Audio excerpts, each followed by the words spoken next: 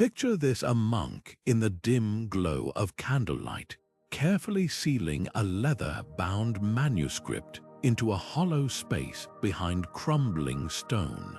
For centuries, no one would know it was there. No one would read its pages, filled with experiments so strange, so unsettling, that they were deemed too dangerous to see the light of day, until now. Hidden within monastery walls across Europe lay secrets that challenge everything we think we know about medieval science, alchemical formulas that promise to turn lead into gold, celestial observations that defied the Church's teachings, even early attempts at creating life itself. These weren't just curiosities, they were threats, and that's exactly why they were buried. What could be so shocking, so revolutionary, that it had to be locked away? Some of these experiments blurred the line between science and sorcery, pushing boundaries that terrified even the most learned minds of the time. Others hinted at discoveries centuries ahead of their time, glimpses of anatomy, chemistry, and astronomy that contradicted the accepted truths of the age. But here's the thing: these weren't the work of rogue heretics or madmen.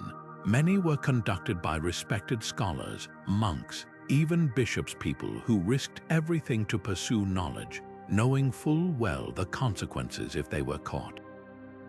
So why uncover them now? Because these hidden experiments tell a story far richer than the dusty tomes of history we're used to.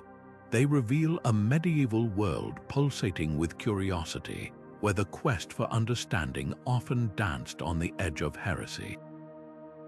Over the next few minutes, we'll unearth 32 of the most astonishing among them, each one a testament to human ingenuity, each one a mystery waiting to be solved. From the bizarre to the brilliant, these are the experiments that were meant to stay forgotten. But secrets, especially ones this compelling, have a way of finding their way into the light. Ready to see what the monasteries tried so hard to keep hidden? Let's begin. Behind those towering monastery walls, something extraordinary was happening, a quiet revolution of the mind.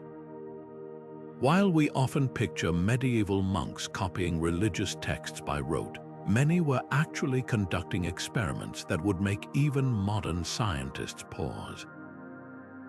These weren't just scholars, they were detectives of the natural world, piecing together clues from ancient Greek, Arabic, and Persian text works that had been smuggled into Europe at great risk.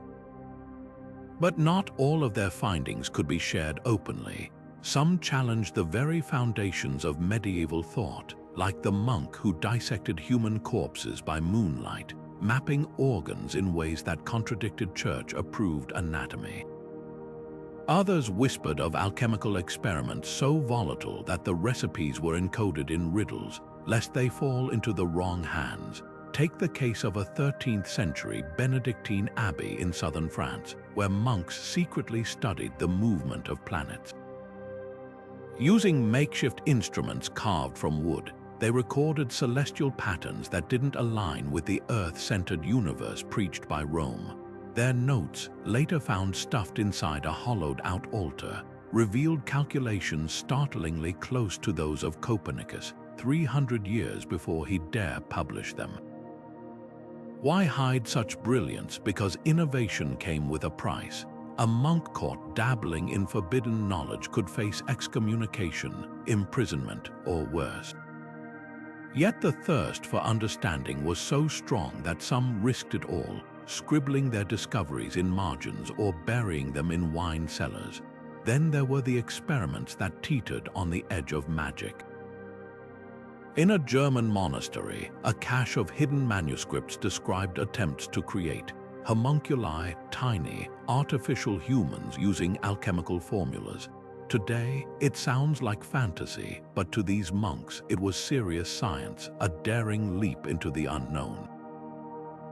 And perhaps that's what makes these hidden experiments so fascinating. They weren't just about defying authority. They were about the raw, relentless drive to uncover truths, no matter the cost. Every crumpled page, every coded journal tells the same story. Even in the shadows, the human mind refuses to stop searching. Deep within the vaulted chambers of a Benedictine abbey, one monk's obsession with eternity nearly cost him everything. His name has been lost to time, but his dangerous experiment survives in fragments, a recipe for an elixir of immortality, scrawled in iron gall ink on parchment now brittle with age. The ingredients alone sound like something from a sorcerer's nightmare. Liquid mercury, believed to hold the essence of eternal life, ground rubies said to contain divine fire, and gold leaf dissolved in aqua regia, a concoction so corrosive it could eat through iron. The monk wasn't some lone heretic dabbling in the occult. He was following a tradition that stretched back to ancient China and the Islamic world, where alchemists had long sought the philosopher's stone, a substance rumored to grant eternal youth. But his methods were far from theoretical. Witnesses later described the horror of that hidden workshop: glass vessels filled with shimmering, toxic vapors, the air thick with the scent of burning metals. When several of his fellow monks collapsed after ingesting the elixir, writhing in agony before slipping into delirium, the surviving brothers acted swiftly. The recipe was torn from its ledger, the equipment smashed, and every trace of the experiment bricked up behind a chapel wall, not just to hide the failure, but to protect others from its deadly allure. What's most haunting isn't the monk's recklessness, but his reasoning. In the margins of his notes, he scribbled verses from the Book of Revelation about those who would drink of the fountain of life. To him, this wasn't heresy, it was holy work. If God had placed secrets in nature, surely unlocking them was an act of devotion. That tension between faith and forbidden knowledge echoes through every one of these hidden experiments. The elixir's legacy lingers too. Centuries later, chemists analyzing the abbey's walls found traces of mercury poisoning in the mortar, a ghostly reminder of how close medieval science came to tragedy in its pursuit of the divine. In the hushed silence of Chartres Cathedral, a secret word to life, a marvel of gears and faith that defied explanation. Around the year 1280, an unnamed monk with a mind like clockwork assembled something never before seen in medieval Europe. A mechanical angel, its wings forged from hammered brass, its voice box a labyrinth of bellows and pipes. At first, it was meant to be a divine spectacle, a heavenly messenger that would recite scripture on feast days, its movements precise as the planets. But when the monk wound the mechanism for the first time, something went terribly wrong. Instead of psalms, the angel's voice emerged distorted, a chorus of metallic whispers that spoke in no known language. Witnesses claimed the words sounded prophetic, foretelling plagues and fallen kings with chilling accuracy. One account describes a visiting bishop collapsing to his knees when the device shuddered to life unbidden at midnight, uttering a single phrase, "The stone shall weep and the holiest shall fall." Within days, the angel was dismantled, its parts scattered and hidden in the cathedral's deepest crypts. What makes this experiment so fascinating isn't just its failure, it's the ambition behind it. This monk wasn't playing with toys, he was probing the boundary between divine inspiration and human invention. In an age where clocks were still rare wonders, his design anticipated automata by centuries. Yet the reaction to its malfunction reveals the medieval paradox, a society that revered miracles but feared anything that might mimic them too closely. Was the angel's prophecy mere coincidence, a gear slipping out of place, or did the monk, perhaps unwittingly, tap into something even he couldn't explain? The deeper mystery lies in the materials. Recent examinations of the cathedral's archives suggest the angel's voice box contained slivers of a rare mineral iron pyrite, known then as fool's fire. Alchemists believed it could amplify voices from the spiritual realm. Had the monks stumbled onto a truth science wouldn't acknowledge for ages, that sound waves could be manipulated, even distorted, by certain metals. Or was this simply another case of medieval ingenuity colliding with superstition? Either way, the mechanical angel's legacy endures. Centuries later, restorers found a single brass feather wedged behind an altar, its edges still gleaming, as if waiting for the day someone might dare to wind it up again. In a secluded Franciscan infirmary, where the scent of incense mixed with the metallic tang of blood, an experiment unfolded that would haunt medical history. It was the year 1492, the same year Columbus sailed for the New World, when a circle of monks gathered around a feverish nobleman, convinced they could purge his illness by replacing his corrupted blood with that of a healthy calf. Their tools were crude, hollowed-out quills for needles, animal bladders as reservoirs, and a blind faith in ancient texts suggesting life's essence flowed through blood. The procedure began with eerie precision.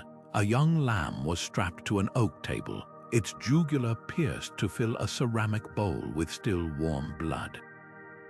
The nobleman, weak but lucid, watched as the monks threaded a quill into his arm, whispering prayers while the lamb's blood trickled into his veins. At first, nothing happened.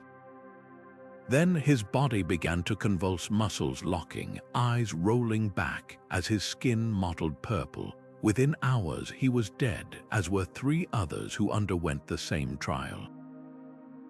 The surviving monks, terrified by what they'd unleashed, buried the records in lead casks beneath the chapel floor, along with a warning etched in Latin: "The price of wisdom is despair." What makes these trials so chilling isn't just their brutality, but the twisted logic behind them. The monks weren't acting on superstition alone. They'd studied Arabic medical manuscripts describing blood's restorative powers. Yet they missed a critical detail. The texts warned against cross-species transfusions, a nuance lost in translation. Their fatal error became a grim stepping stone. Centuries later, when scientists rediscovered the sealed records, they found something unexpected. Scribbled in the margins were sketches of veins and arteries. The first crude diagrams suggesting blood types might differ between individuals. The tragedy here is layered. These monks, in their desperation to heal, stumbled upon a truth far ahead of their time, one that would take 300 years to confirm. Their experiments weren't just failures, they were forbidden glimpses into a future where blood transfusions would save millions. Today, their story lingers in medical ethics debates, a reminder that even the deadliest mistakes can illuminate the path to progress. And if you listen closely during renovations at that old monastery, they say you can still hear the faint bleating of a lamb echoing through the crypts, a ghostly testament to science's cost. In the shadowy halls of Venice's San Zaccaria Monastery, a surgeon monk named Fra Benedetto kept a secret ledger, one that mapped the human body to the movements of the heavens.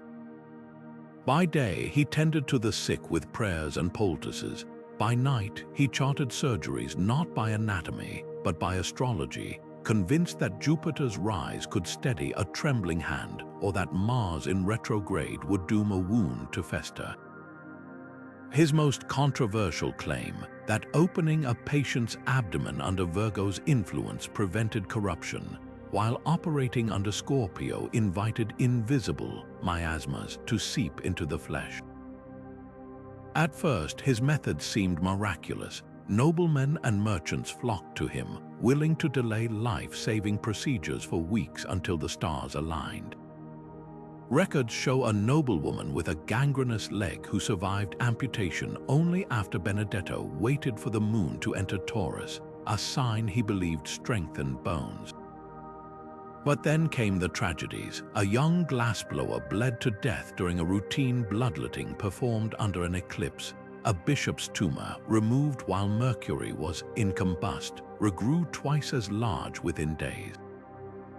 The pattern was undeniable. When Benedetto ignored his own celestial rules, patients thrived. When he followed them to the letter, they perished. The Church's response was swift and brutal.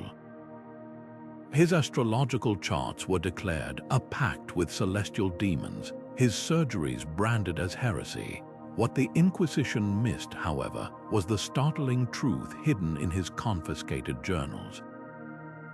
Between zodiac diagrams, Benedetto had scribbled notes on wound cleanliness, observing that infections spread faster in summer heat, a crude grasp of seasonal bacteria. His star-guided surgeries often coincided with cooler months when airborne pathogens were scarce. Even his dreaded Scorpio rule, it aligned with autumn harvests when sepsis rates historically spiked due to contaminated grain dust. The real heresy wasn't his astrology, it was his accidental challenge to medieval dogma. By suggesting the body responded to invisible forces beyond divine will, he edged dangerously close to germ theory centuries before Pasteur. His final entry, written in code and hidden behind a fresco of St. Luke, holds a haunting admission. The stars do not command the knife, but they whisper of tides in the blood we have not yet learned to name.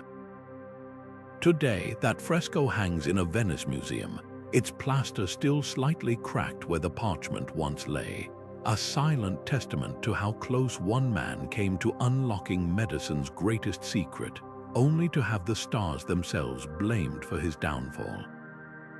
Imagine a Bible that didn't just glow with spiritual meaning, but literally pulsed with light in the darkness. In the 12th century, deep within Cluny Abbey's scriptorium, a scribe named Brother Theodoric achieved the impossible. Using crushed firefly abdomens and a rare mineral powder scraped from cave walls, he mixed an ink that shimmered like captured moonlight. By day, his pages looked ordinary. But by night, the scriptures blazed to life, psalms glowing emerald, the crucifixion scene flickering as if lit by unseen candles. It was a miracle of craftsmanship, a fusion of faith and nature's secrets. Until the whispers began, visiting clergy recoiled at the eerie luminescence, crossing themselves as they flipped the pages. How could letters shine without fire? To them, this wasn't ingenuity, it was alchemy of the darkest kind. One bishop declared the ink a trick of Lucifer, meant to mimic divine light and lead souls astray. The panic spread like wildfire. Within weeks, Theodoric was ordered to destroy his work, but the monk couldn't bring himself to burn God's word, even if it glowed.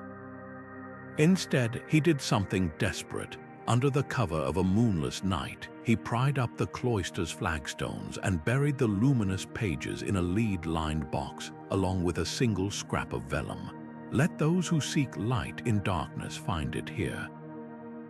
Centuries later, archaeologists uncovering the cloister's foundations made a startling discovery. The lead box had preserved traces of Theodoric's ink, still faintly phosphorescent after 800 years. Modern analysis revealed its ingredients weren't just fireflies and minerals. He'd added something even more unexpected: distilled honey. Medieval beekeepers knew honey never spoiled, and Theodoric seemed to believe it could preserve light itself. His recipe wasn't mere decoration. It was an attempt to make scripture eternal in the most literal sense. What fascinates scientists today isn't just the ink's longevity, but its sophistication. Theodoric had unknowingly harnessed two distinct light-emitting reactions: bioluminescence from the fireflies, luciferin, and triboluminescence from the crushed minerals, which glow when agitated. Mixed with honey's natural preservatives, the result was a self-sustaining glow that defied medieval understanding. Had he lived in another time, his work might have revolutionized optics or medicine. Instead, it became another casualty of the era's fear. The line between wonder and witchcraft perilously thin. Yet the story doesn't end in the dirt beneath Cluny. In 2018, a team of biochemists recreated Theodoric's ink using his exact formula. When they painted it onto parchment and let it dry, the letters burned bright for 3 full nights before fading. A fleeting echo of a forgotten art, but proof that the monk's vision wasn't sorcery, it was science, hidden in the pages of a Bible no one was allowed to read. And if you visit Cluny Abbey today, guides will tell you that on certain humid summer nights, a ghostly greenish haze still seeps from the cloister's ancient stones. Just a trick of the light, they say, but then again, so was Theodoric's masterpiece. High atop the windswept cliffs of Mont Saint Michel, where the sea mist curls like ghostly fingers around ancient stone, a chamber was built with a secret, one that turned whispers into echoes of the divine. The monks called it the oraculum, a domed room no larger than a burial vault, where a single murmur at one end could be heard with crystalline clarity at the other, as if the very walls were breathing your words back to you. But this wasn't just an acoustic marvel, it was a carefully engineered mystery, its curved walls layered with crushed seashells and horsehair plaster, designed to amplify sound in ways that defied 12th century understanding. At first, the chamber was used for sacred purposes, monks confessing sins too private to speak aloud, or abbots receiving what they believed were divine messages whispered through the walls. Then came the rumors. Pilgrims swore they heard voices answering their prayers in languages no living soul could understand. A visiting cardinal claimed the chamber hissed his name in the voice of his long-dead mother. When a novice monk spent a night inside and emerged raving about choirs of the drowned, singing to him from the stones, the abbey's leadership took action. Within days, the chamber's entrance was bricked up, its existence scrubbed from monastery records. What makes this experiment so extraordinary isn't just its destruction, it's the science behind the superstition. Modern acoustic surveys of the abbey's ruins reveal the chamber was a near-perfect parabolic reflector, its shape accidentally mimicking designs used in modern whispering galleries like St. Paul's Cathedral. The crushed shells in the plaster, they acted as natural sound diffusers, scattering whispers into eerie, directionless echoes, but the monks didn't know that. To them, sound traveling without visible means was either a miracle or black magic, and in their fear, they buried one of the medieval world's most sophisticated audio experiments. Yet fragments of the truth linger. In the abbey's archives, a single charred page survives, detailing an experiment where monks placed vibrating lute strings against the chamber's walls, noting how the stones answered in harmonies no hand plucked. It's the first recorded observation of resonant frequency in Western Europe, centuries before the scientific revolution. Had the whispers really been spirits? Or was the chamber simply revealing acoustic principles too advanced for its time? The answer may lie in the rubble itself. During renovations in 1986, workers uncovered a hollow space behind the abbey's apse, a collapsed room where the air still hums faintly when the tide is high. Some say it's the wind. Others insist if you press your ear to the stones, you can still hear the echoes of the last words spoken there before the walls came down. Scientia vincere tenebras. Knowledge conquers darkness. In the candlelit cellars of Toledo's monastery of San Juan de los Reyes, a brew so dark it swallowed the light was born. The monks called it vinum nigrum, the black wine, a concoction that defied nature. Ordinary grapes fermented not just with yeast, but with powdered iron and charred oak, creating a viscous liquid darker than midnight. At first, it was medicinal, prescribed for melancholic humors and weakness of the blood. Then came the visions. A visiting merchant, after 3 cups, swore he saw his own death in a shipwreck, a prophecy that came true weeks later when his caravan drowned in a flash flood. A nun sipped it during prayer and described towering cities of glass rising from the desert, a scene unrecognizable in 15th century Spain. Word spread that the wine didn't just intoxicate, it unveiled. The monastery's abbot, torn between awe and terror, documented each account in a ledger now known as the Codex of Shadows. His notes reveal a chilling pattern. The visions weren't random. Drinkers who consumed the wine during specific lunar phases reported strikingly similar premonitions: floods, fires, even the fall of crowns. What made the black wine so potent wasn't just superstition. Modern chemists analyzing traces found in the monastery's casks discovered something astonishing. The iron filings, reacting with tannins in the wine, created a crude form of ferric pyrophosphate, a compound still used today to treat anemia. Low iron levels can cause hallucinations, especially when combined with alcohol's effects. But the charcoal added another layer: activated carbon, which absorbs toxins and alters how the body processes substances, potentially intensifying the wine's psychedelic properties. The monks had stumbled onto a biochemical cocktail far ahead of its time. Yet the real mystery lies in why the visions aligned. Some scholars suggest the iron-rich brew induced a state of heightened suggestibility, making drinkers susceptible to shared cultural fears: plague, invasion, divine judgment. Others point to the charcoal's purifying effects, theorizing it allowed trace amounts of ergot fungus, a natural LSD-like compound, from the grains to take hold. Whatever the cause, the church couldn't risk such power in the hands of the faithful.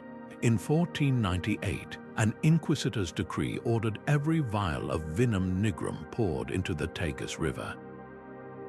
The recipe was scraped from parchments, the casks burned, but secrets have a way of resurfacing.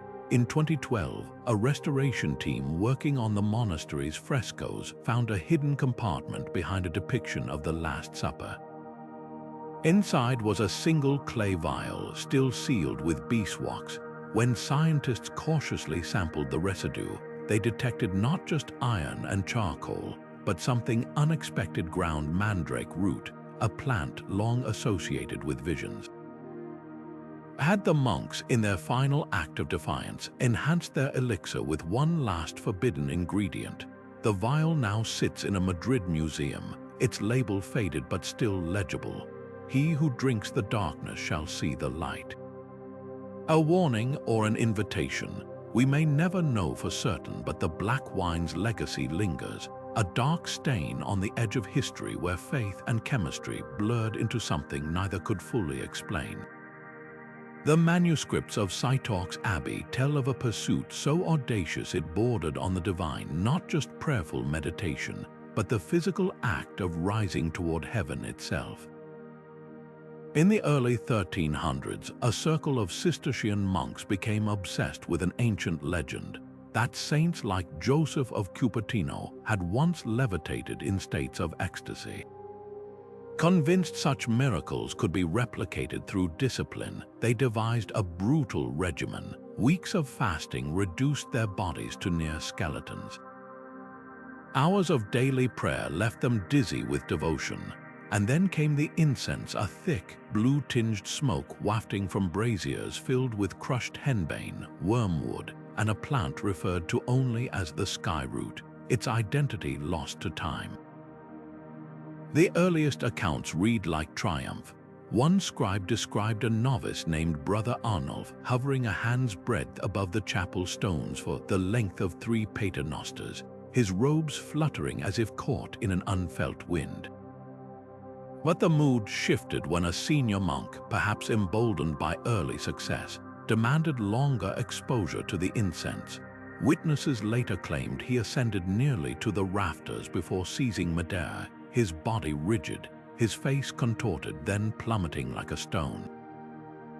The impact shattered his spine, and his dying words were scribbled in the margins of a psalter: "The angels, they let go." What really happened in that smoke-filled chapel? Modern toxicologists examining the recipe suspect the monks were unknowingly poisoning themselves. Henbane contains scopolamine, a compound that induces vivid hallucinations of flying or weightlessness.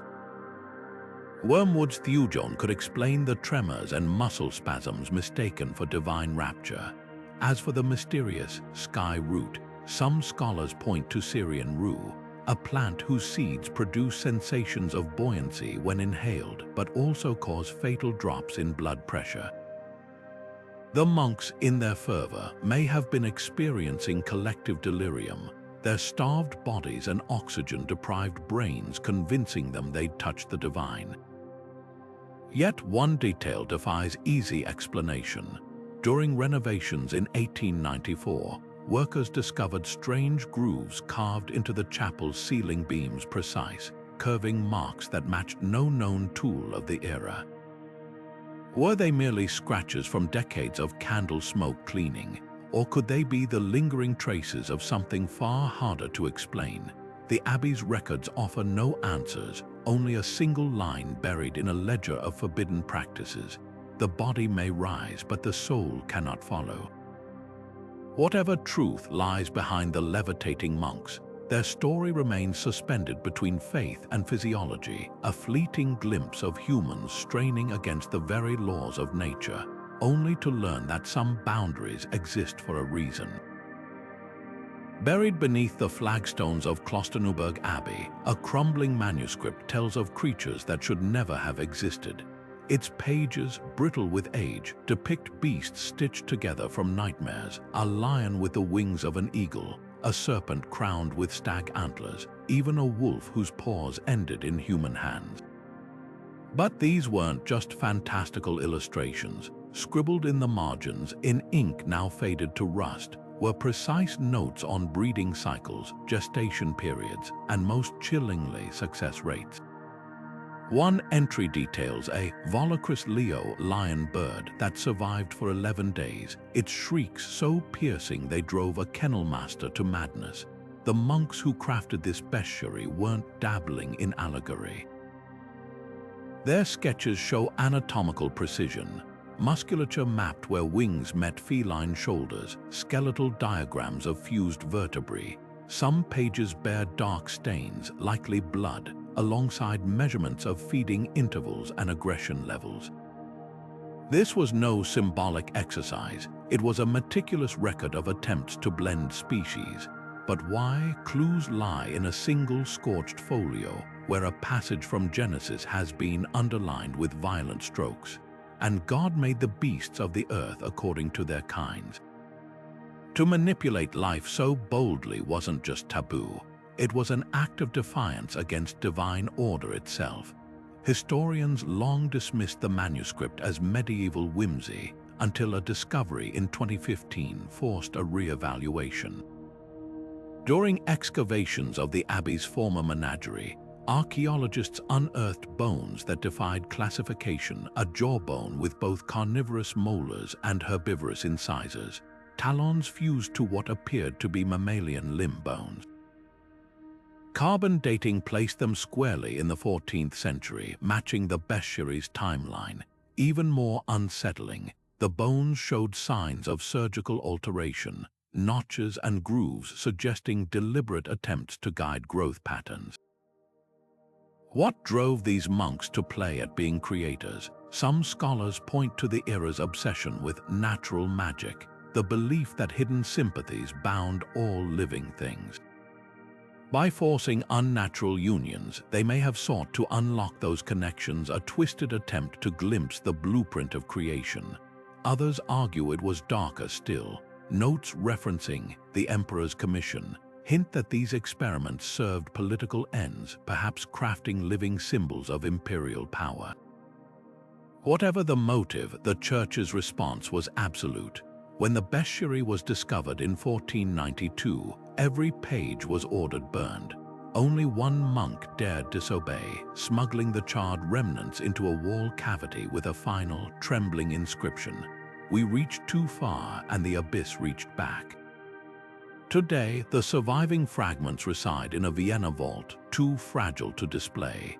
but conservators working under UV light have detected something extraordinary, traces of a previously unnoticed pigment in the illustrations. When analyzed, it turned out to be pulverized lapis lazuli, a pigment so costly it was reserved for depicting the Virgin Mary's robes. Its presence here suggests these weren't just scientific records, they were devotional objects, perhaps meant to sanctify the unholy. That paradox lingers in every stroke of the monk's pen, a testament to humanity's unshakable urge to cross boundaries, even when the cost is the soul itself. And if you listen closely during tours of Klosterneuburg's cloisters, guides will tell you that on still nights, the faintest growl sometimes echoes from the empty animal pens, a sound no living creature within those walls could possibly make. Beneath the flickering torchlight of a Benedictine cell in northern Italy, a monk named Brother Leo knelt before an object that defied both church and reason, a disk of polished obsidian, black as a moonless night and smooth as still water. The locals called it the mirror of future visions, though its origins were a mystery even to Leo. Some claimed it had been plucked from the ruins of a pagan temple.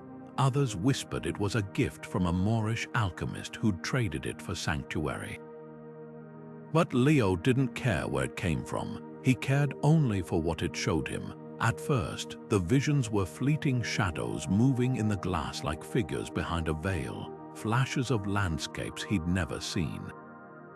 Then came the day the mirror turned liquid under his fingers, revealing a scene so vivid it stole his breath.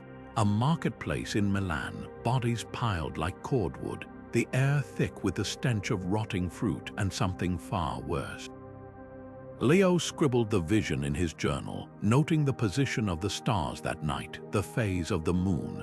3 months later, the plague struck Milan exactly as he'd foreseen. What happened next wasn't devotion, it was obsession.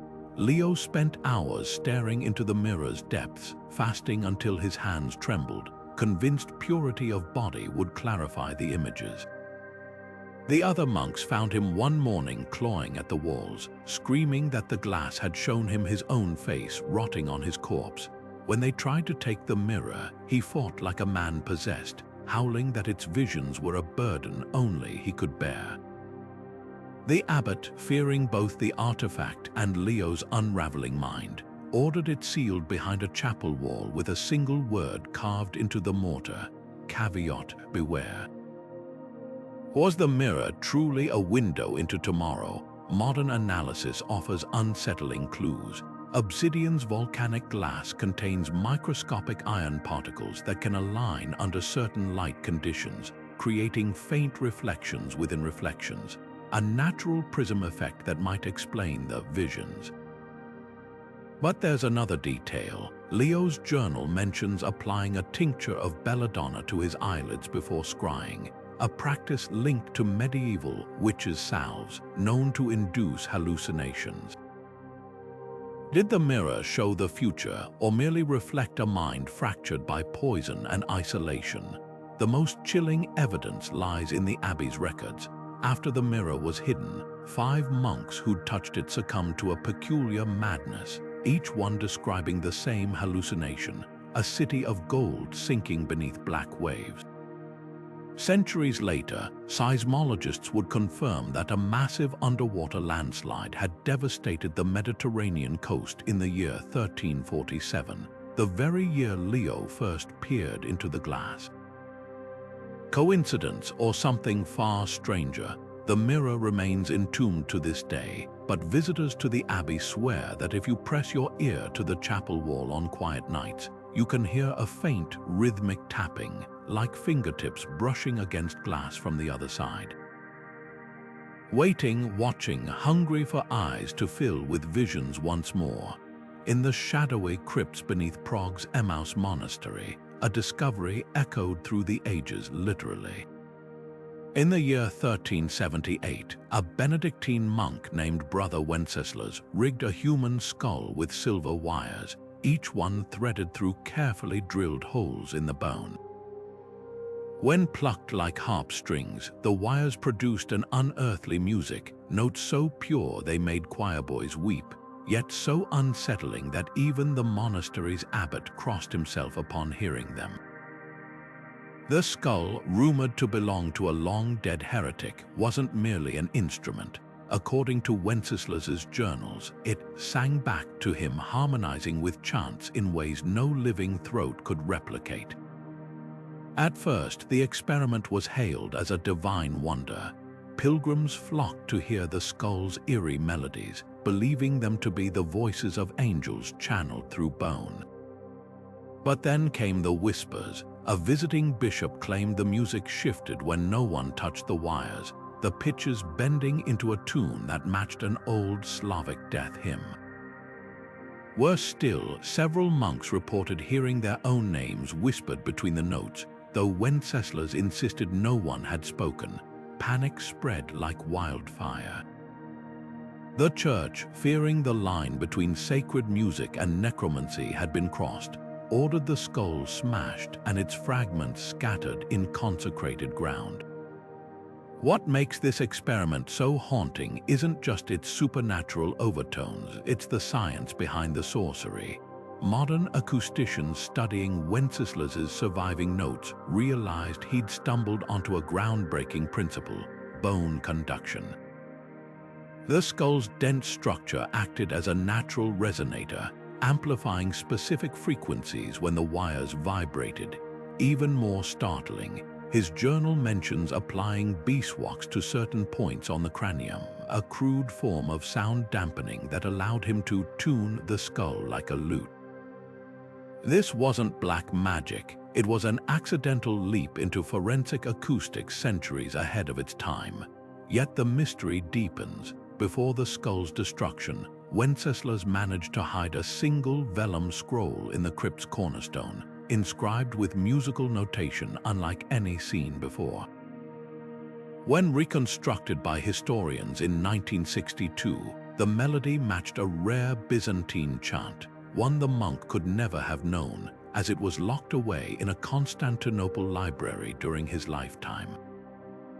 How did the skull learn a song its creator had never heard? Some argue it was mere coincidence, a quirk of harmonics. Others point to the scroll's cryptic postscript: "The dead remember what the living forget." Today, visitors to Emmaus Monastery swear they sometimes hear a faint metallic hum rising from the crypts, especially on nights when the moon is full. Guides dismiss it as old pipes vibrating in the wind, but those who have studied Wenceslas's work know better. The wires may be gone, but the skull's song lingers, a ghostly reminder that even in death, bone holds memory. And perhaps, just perhaps, some experiments were never meant to end. In the silent scriptorium of St. Gall, where quills scratched parchment by candlelight, a monk named Brother Elias crafted a secret that defied the very eyes meant to scrutinize it, an ink that refused to be seen. His formula, painstakingly refined over years, blended crushed moonstone with the bile of a rare alpine fish, creating a liquid that dried clear as water. Only under the exact angle of a crescent moon's glow would the hidden letters emerge, shimmering like frost on midnight grass. To the untrained eye, his pages appeared blank, perfect for smuggling texts deemed too dangerous for daylight, star charts contradicting Ptolemy, anatomical sketches of the human heart's chambers, even fragments of Arabic algebra. The system was flawless until a novice, tasked with copying innocuous hymns, left a sheet too close to an open window during a full moon. By dawn, the abbey buzzed with panic. There, glowing faintly on the parchment, was a diagram of the zodiac with comets streaking through constellations, a heresy suggesting celestial bodies influenced earthly events. The abbot, fearing divine wrath, ordered Elias's entire collection burned. Flames consumed stacks of what looked like blank vellum, the hidden knowledge vanishing in smoke. Or so everyone believed. What no one noticed was the reliquary. In the chaos, Elias had slipped one last sheet beneath the silver casing of a saint's finger bone, knowing no pious hand would disturb such a sacred object. Centuries later, when conservators X-rayed the relic, they found not just bone, but a tightly rolled scroll, its surface pocked with strange, star-like stains. Modern analysis revealed the truth. Elias's ink wasn't merely reactive to moonlight. The moonstone powder contained trace amounts of radioactive thorium, which had gradually exposed the parchment like a medieval photograph, etching his secrets into the page over time. The surviving fragments tell a story far beyond heresy. Between astrological symbols, Elias had scribbled notes on optics, speculating that light itself carried invisible threads that could reveal hidden truths, an intuition anticipating ultraviolet fluorescence by 800 years. Even more startling, one margin holds a crude sketch of a device, a curved glass lens mounted over a page labeled Oculus Luni, moon's eye. Had this monk, working in isolation, conceived of a tool to read his own ink without waiting for the heavens to align? The reliquary's secret endured because it hid in plain sight, shielded by faith's own rituals. Today, that fragile scroll sits in a Zurich museum, displayed under controlled moonlight once a month. Visitors crowd around as the ink awakens, letters flaring blue for mere minutes before fading again, a fleeting glimpse of a mind that refused to let knowledge burn. And if you listen closely during those hushed viewings, you might hear the soft gasp of someone realizing the true miracle. Not that the ink survived, but that Elias trusted the moon itself to be his co-conspirator. Deep in the cloistered halls of Clairvaux Abbey, where candlelight barely pierced the gloom of endless prayer, a monk named Brother Renaud claimed to have achieved the impossible, a wheel that spun without pause, without push, without any force but God's own design. His creation, a towering wooden circle studded with lead weights and iron counterbalances, turned in its mount day and night, its rhythmic creaking a constant whisper in the abbey's stone corridors. Pilgrims who glimpsed it swore it was a miracle, proof that divine energy could manifest in the physical world. But the church's scholars arrived with skepticism sharp as quills. They poked and prodded, demanding Renaud reveal the trick hidden springs, perhaps, or weights shifted by drafty corridors. The monk, silent as the grave, responded by taking an axe to his own creation, splintering the wheel before their eyes. The blueprints rolled tight and buried beneath the abbey's wine cellar where the damp would claim them. For centuries, Renaud's defiance was dismissed as the last act of a charlatan. Until a storm in 1989 cracked open the cellar's oldest wall, revealing a clay jar stuffed with parchment and a truth far stranger than fraud. The recovered sketches show a wheel unlike any medieval design. Renaud hadn't relied on magic or deception, but on a crude understanding of torque and imbalance. His notes describe lead weights sliding along grooved spokes, redistributing mass to keep the wheel perpetually off-center. It wasn't true perpetual motion, friction would have stalled it eventually, but the principle was revolutionary. He'd essentially built an early overbalanced wheel, a concept physics wouldn't formalize for another 500 years, yet the real mystery lies in why he destroyed it. Marginalia in the blueprints holds a clue, a single phrase scrawled in shaky ink: the wheel turns, but the soul stands still. Some historians believe Renaud feared his invention would eclipse faith, reducing divine wonder to mere mechanics. Others point to darker rumors from the time, claims that the wheel's rotation sometimes reversed at midnight, or that monks who slept near it awoke to visions of vast, gear-filled voids. Whatever the reason, his act of destruction preserved something far more valuable than the wheel itself: the fragile tension between medieval piety and the dawning light of reason. Today, engineers have rebuilt Raynaud's device using his exact specifications. It spins for days, not forever, a testament not to deception, but to a mind centuries ahead of its time. And if you visit Clairvox's cellar, guides will show you the hollow where the blueprints once lay, now home to a single, rusted iron weight.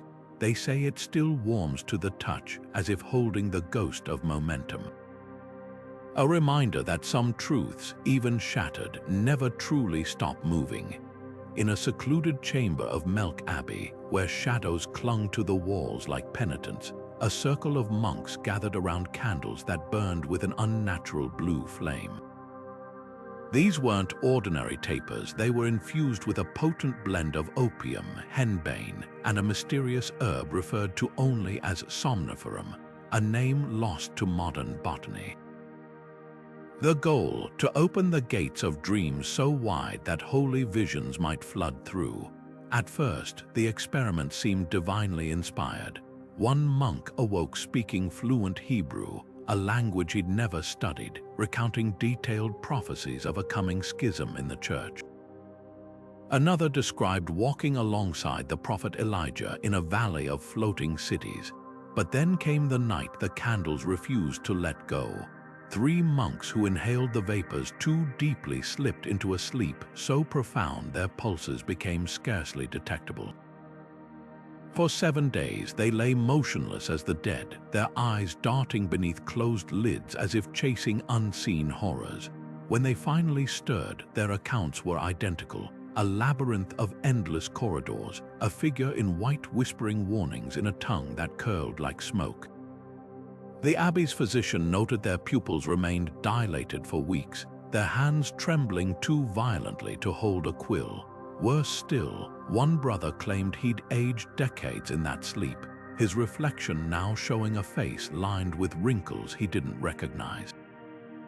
What made these candles so perilous wasn't just the opium, it was the synergy of ingredients we're only now beginning to understand. Modern chemists analyzing wax residues found traces of atropine, a compound in henbane that disrupts memory and time perception.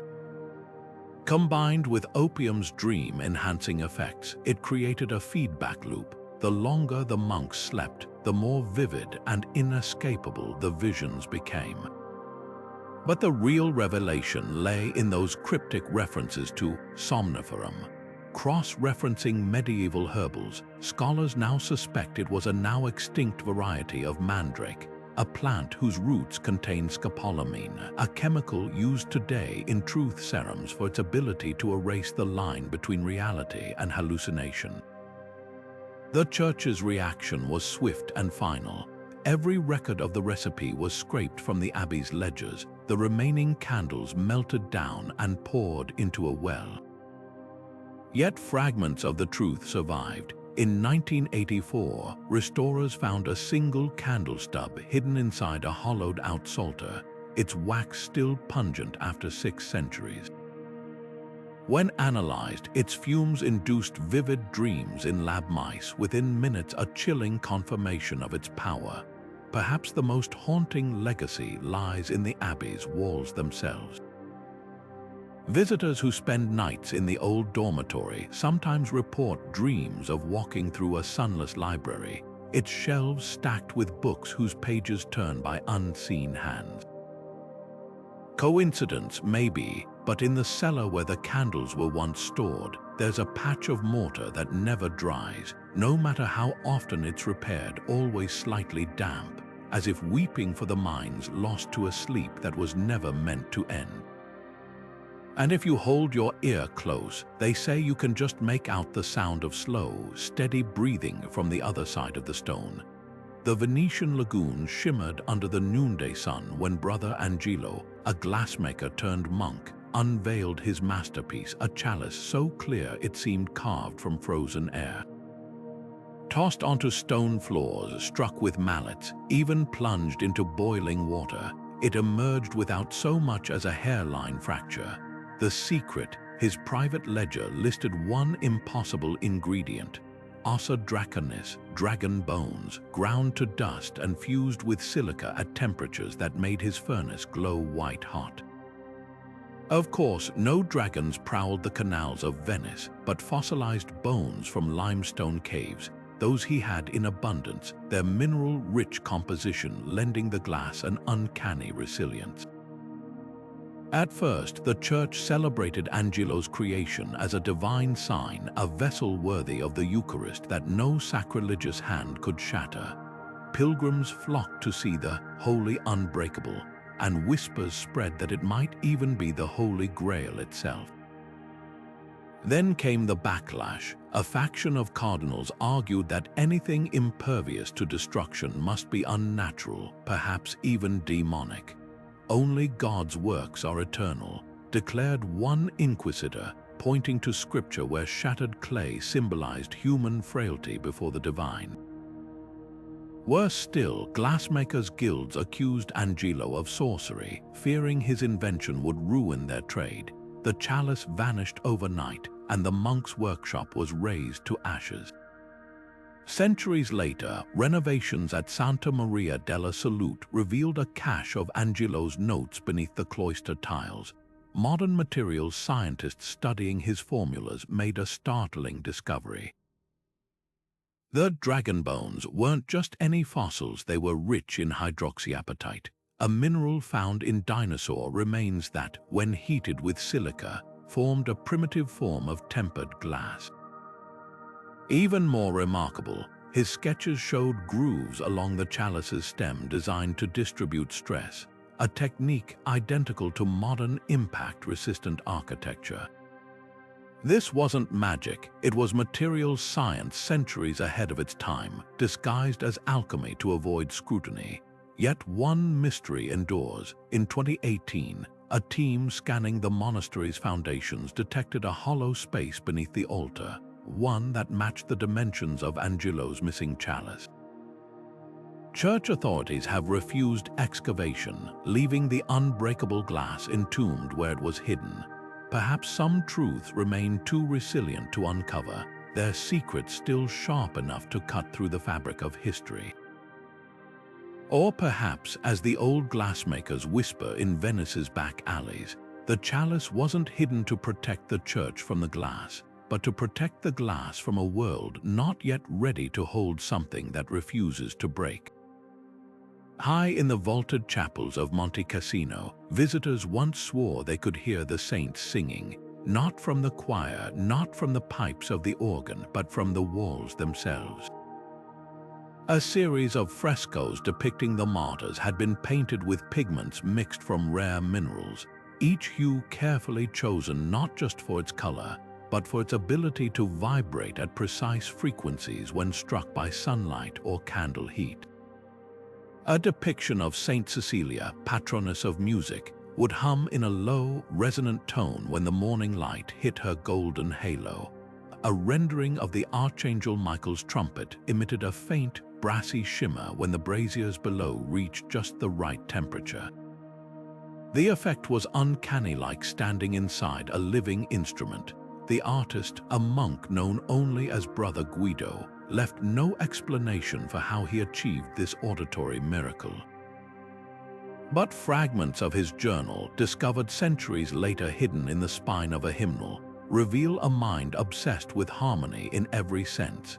He'd sourced azurite from Sinai for its high-pitched crystalline structure, blended it with powdered silver to deepen its resonance, and even noted how certain pigments responded to humidity changes, creating chords that shifted with the seasons. To Guido, this wasn't just artistry, it was worship made tangible, a way to make the divine audible. Yet as whispers of the singing saints spread beyond the monastery, suspicion followed.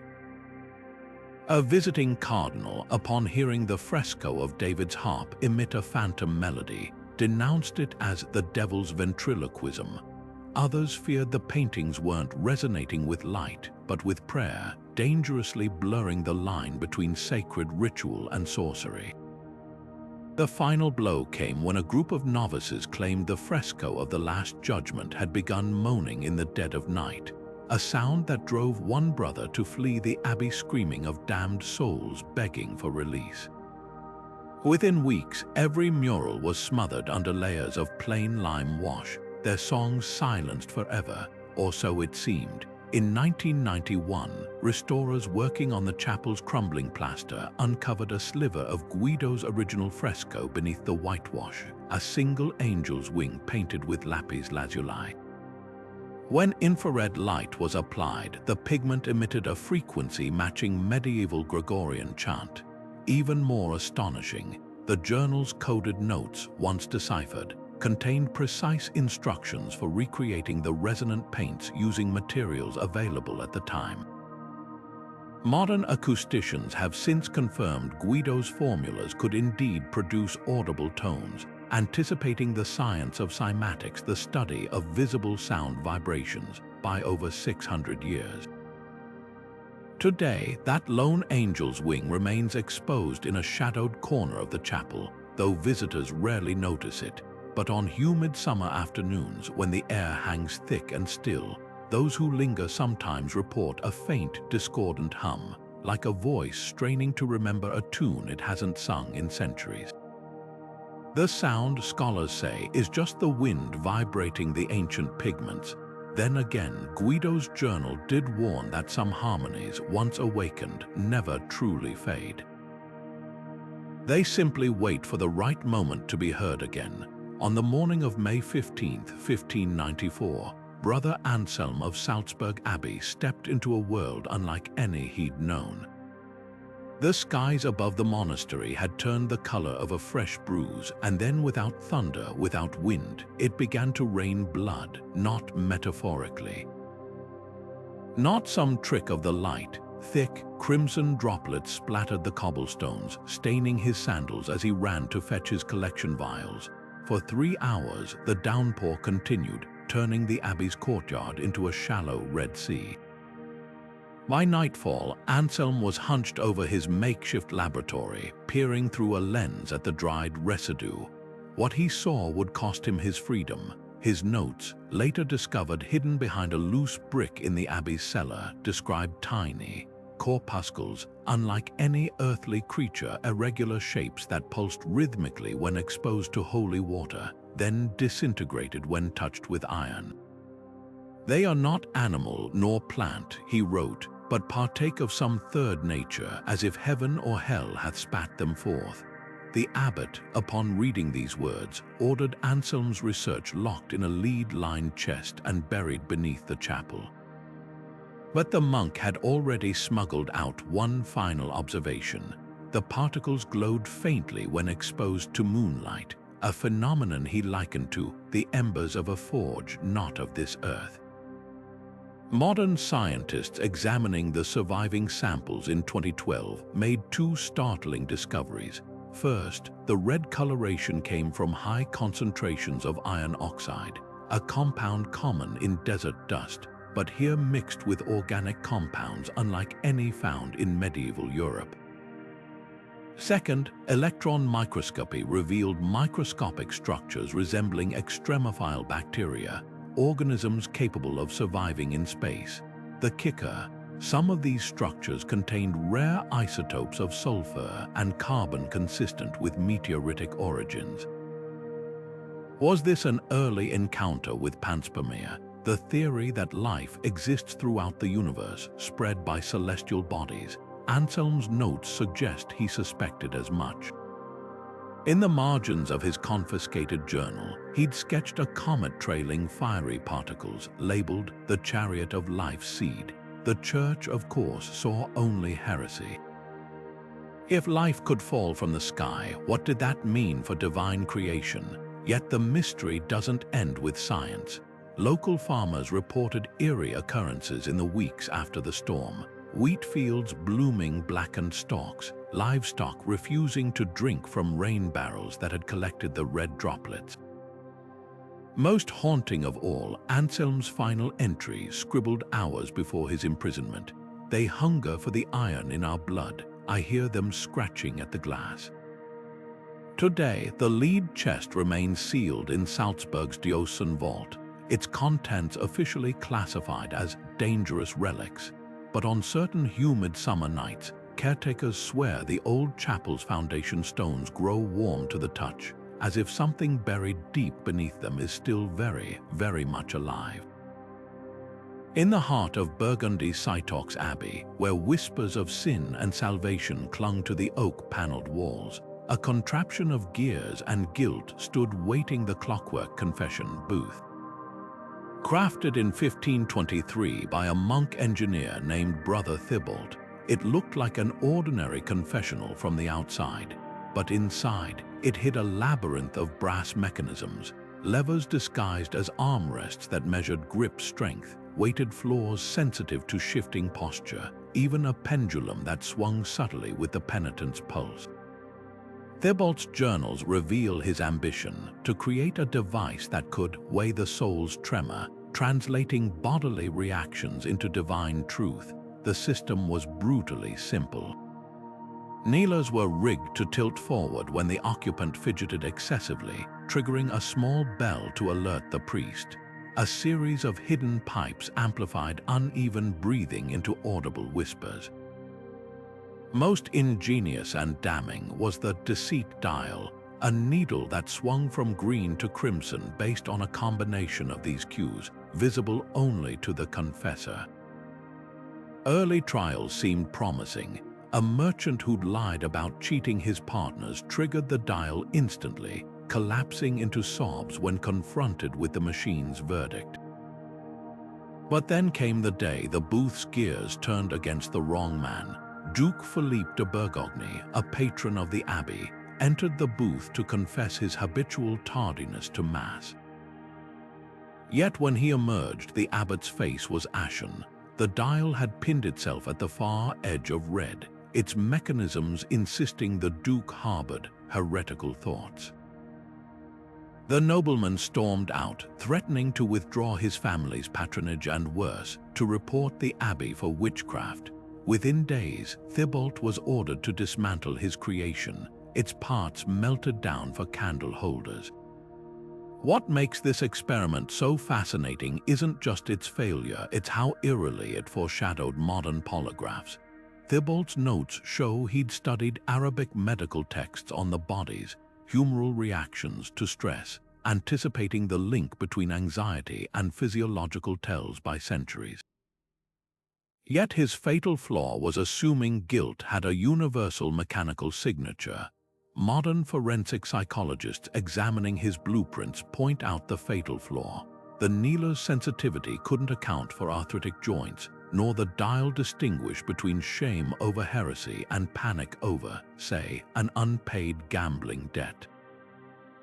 The booth's legacy lingers in unexpected places. Hidden in the abbey's cellar, restorers found one surviving component, a set of exquisitely balanced scales meant to weigh penitents' offerings.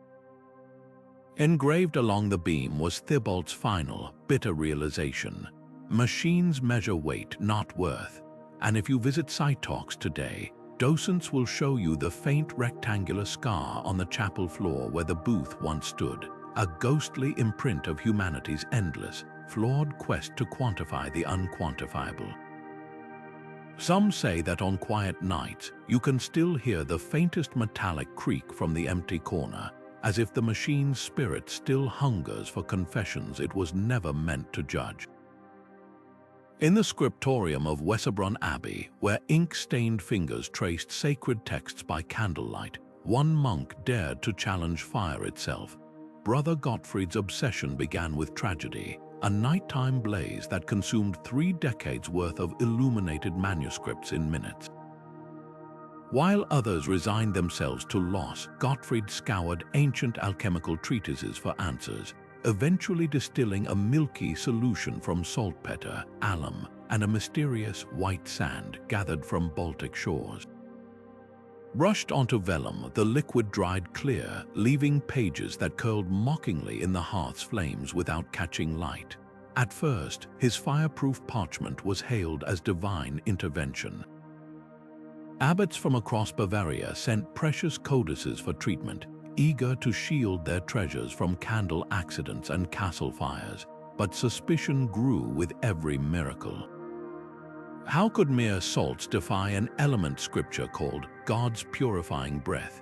When a visiting inquisitor tossed a treated page into a fire and watched it blacken without burning, the verdict was swift. Only witchcraft could make vellum laugh at flames. Gottfried narrowly escaped the stake by smuggling his formula into a hollow altar, a hiding place so sacred no one would dare disturb it.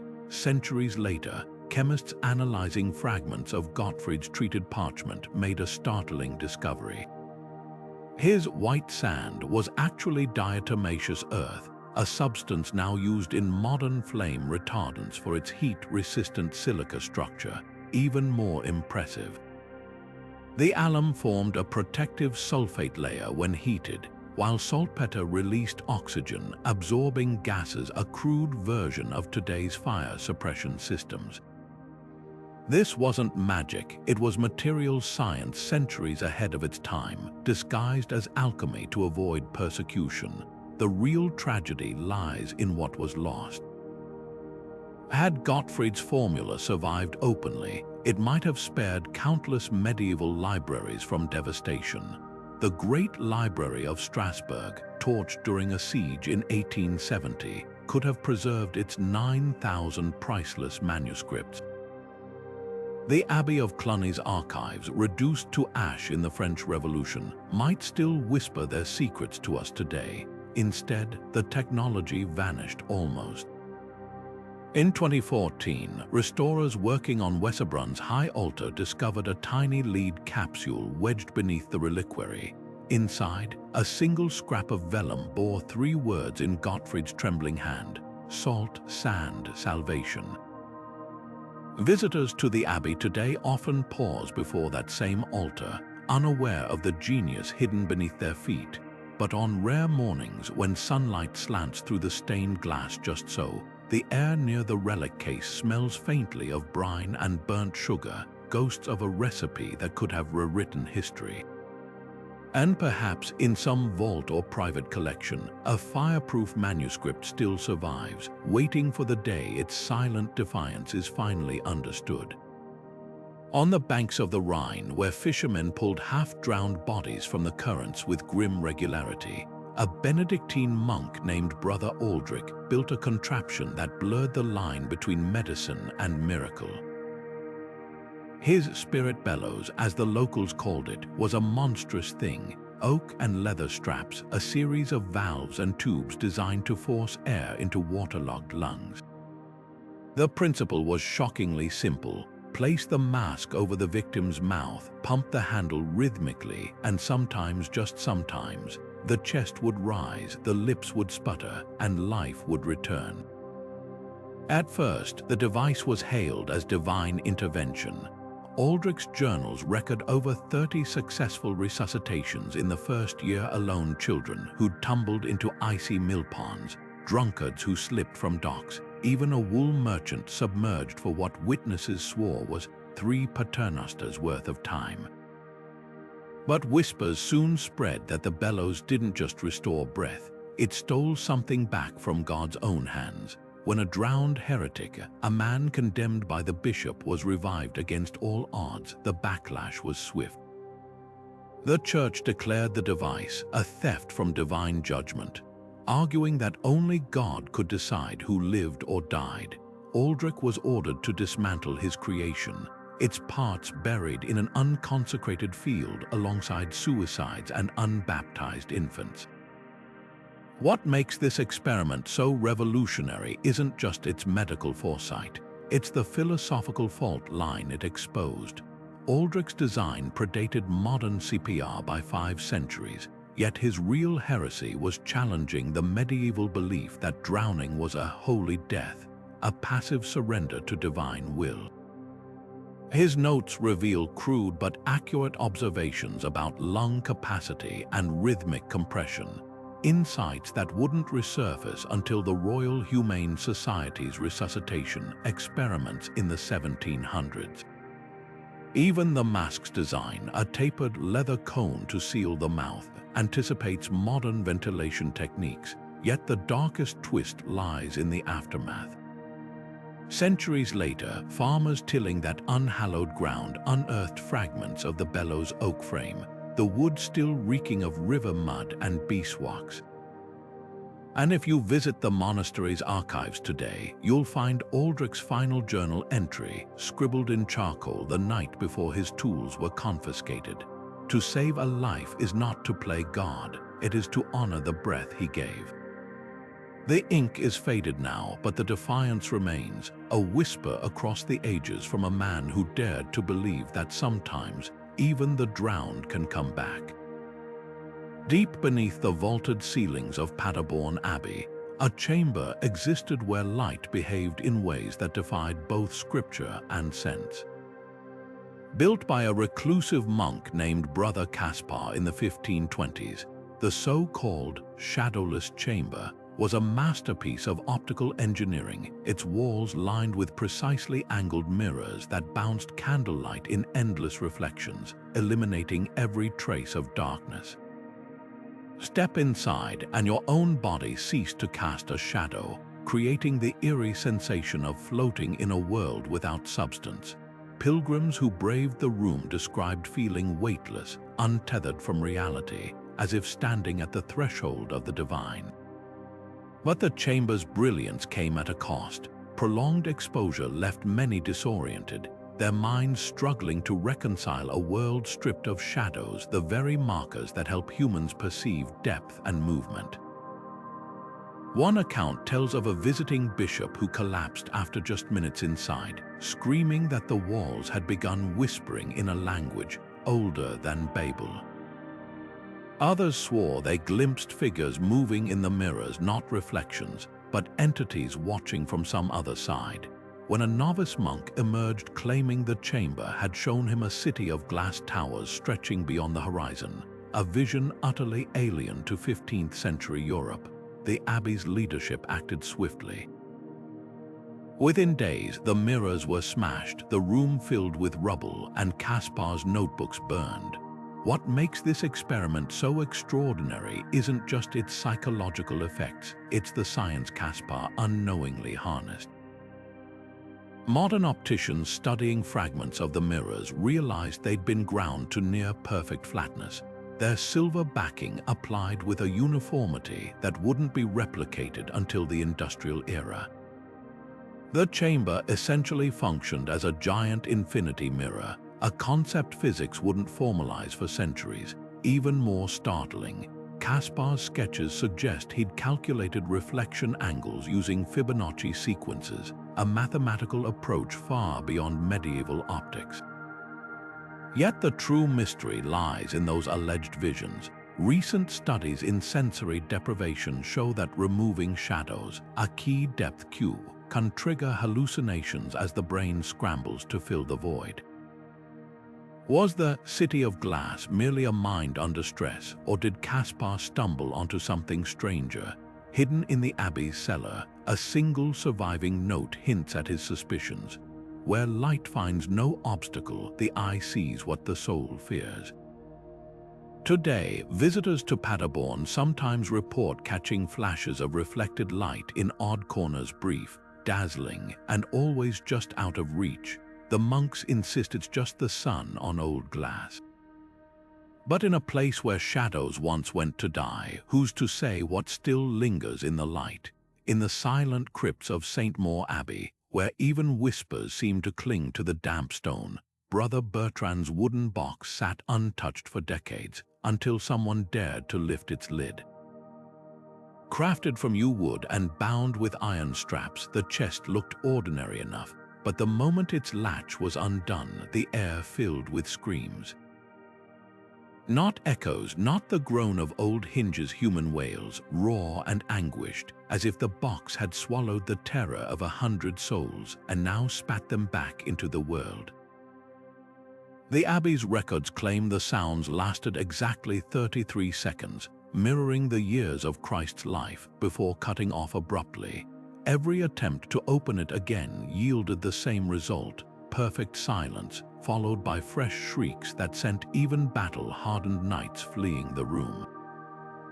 Bertrand's coded journals, discovered centuries later hidden inside a hymnal, reveal a mind unraveling at the edges. He believed the box didn't just contain sound, it trapped nightmares themselves. His notes describe collecting wax shavings from the ears of dying soldiers, mixing them with resin from weeping trees, and fashioning a paste that could fix phantoms to matter. Modern acousticians examining the fragments suggest he might have stumbled onto a form of resonance capture. The yew wood, known for its acoustic properties, could have acted as a natural soundboard, while the iron straps might have vibrated at frequencies mimicking human vocal cords when disturbed.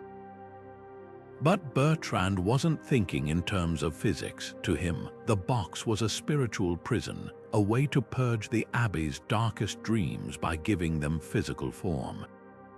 The final entry in his journal chills the blood. After sealing the box for the last time, he wrote of a voice whispering through the wood, not screaming, but speaking his name in the tone of his long-dead mother. 3 days later, he was found dead in his cell, his face frozen in a smile, the box's latch slightly ajar despite no one admitting to touching it. The abbot, fearing demonic influence, ordered the chest entombed behind a chapel wall with a cross carved into every brick. Yet the story doesn't end there. In 2019, renovations at the Abbey uncovered the hollow where the box had been hidden. The space was empty, no wood, no iron, just a faint sulfurous smell and a single phrase scratched into the stone. They learn the shape of your teeth when you scream.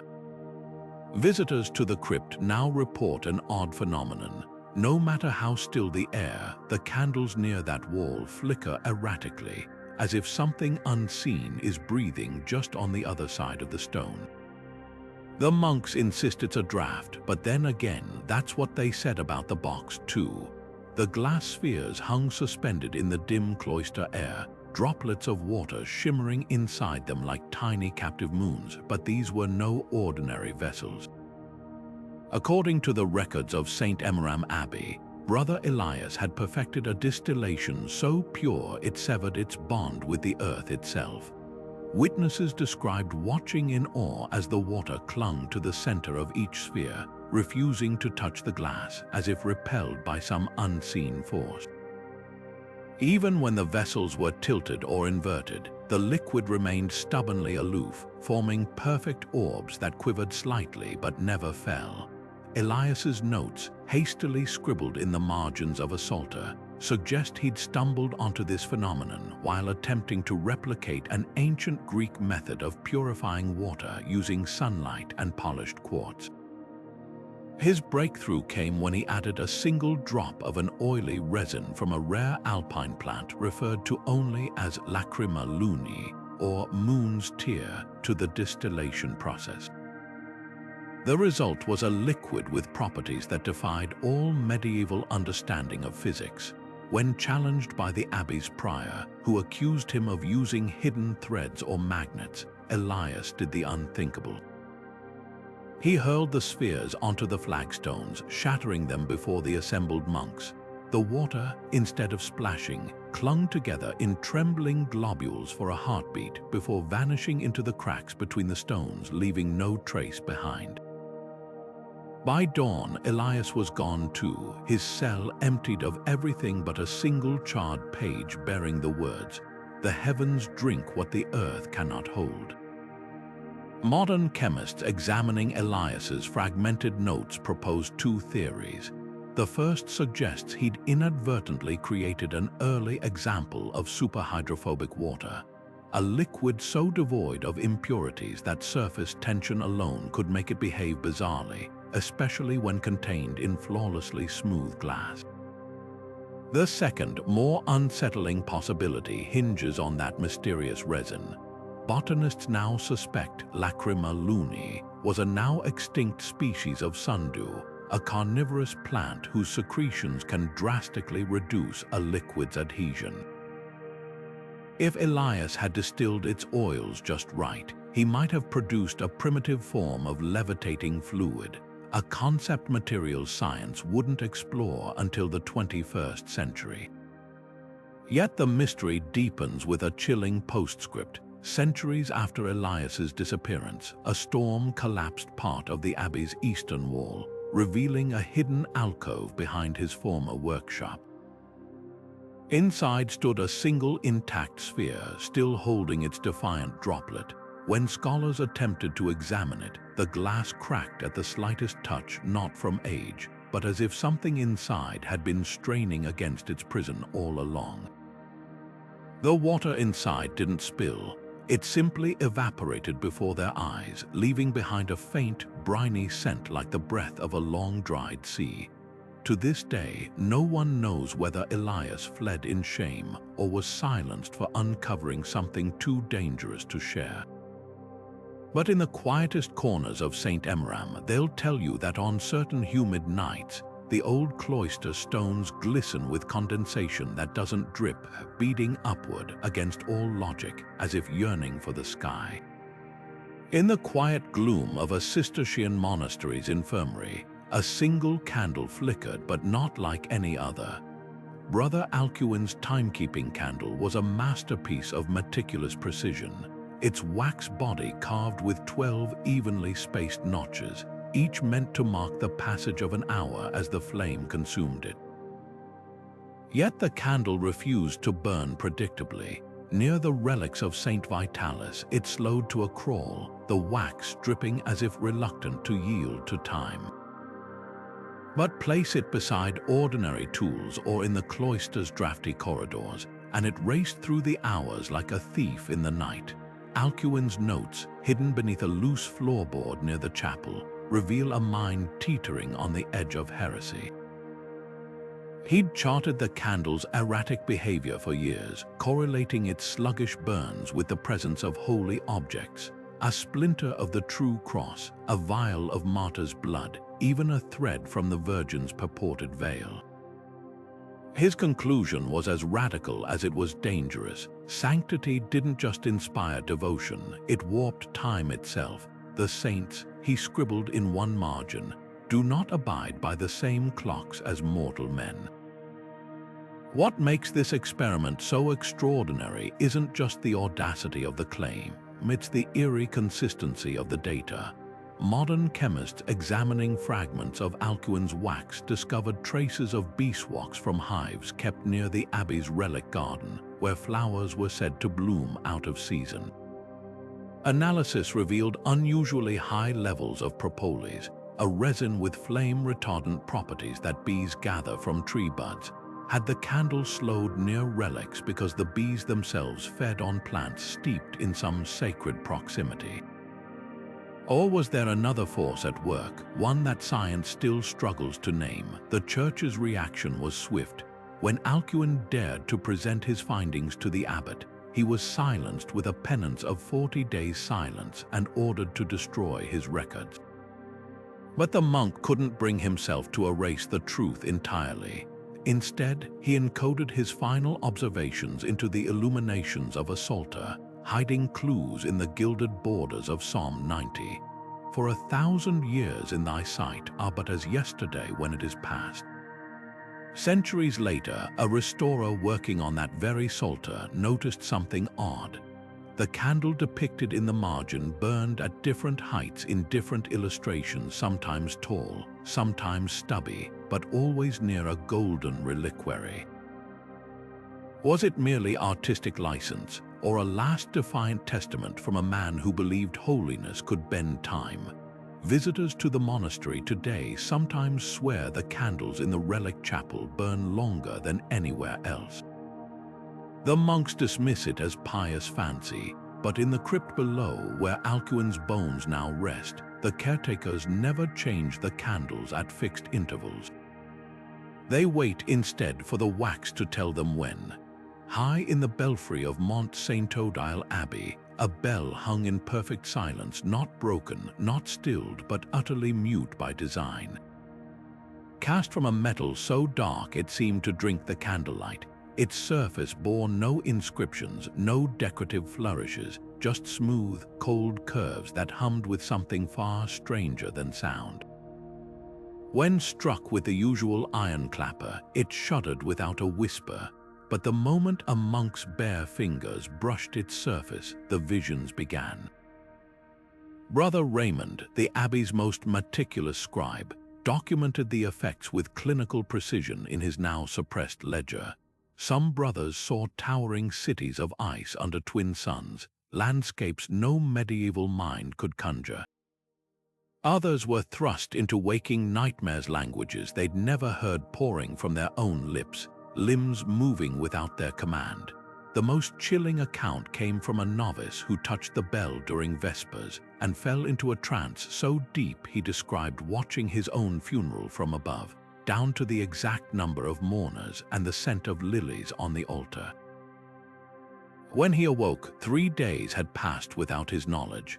What made this bell so potent? Modern metallurgists examining a single stolen fragment smuggled out in the lining of a monk's boot found traces of bismuth and antimony, metals known for their unusual crystalline structures. But the alloy's primary component defies classification, bearing isotopic ratios unlike any natural ore on Earth. Even stranger, the metal exhibits faint piezoelectric properties, meaning it generates electric charges under pressure, a phenomenon that wouldn't be formally studied until the 19th century. Was the bell somehow translating physical touch into neural disruption, hijacking the brain's electrical impulses to induce hallucinations? The abbey's response was predictably swift. After 7 monks collapsed in convulsions from prolonged contact, the bell was wrapped in consecrated wool and sealed inside a lead-lined reliquary.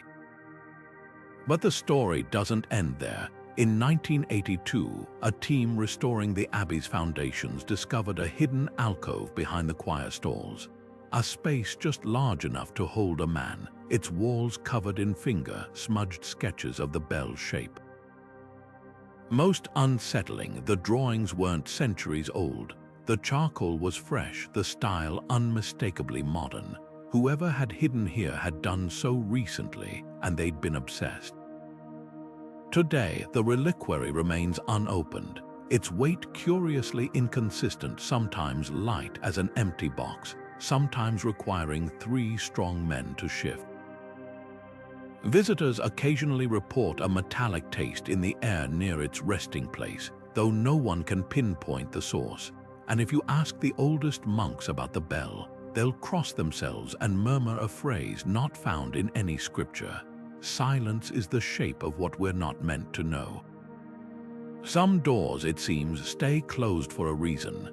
In the shadowed apothecary of St. Chapelle Abbey, a single rose defied the laws of nature, its petals perpetually unfurled, its crimson hue undimmed by time.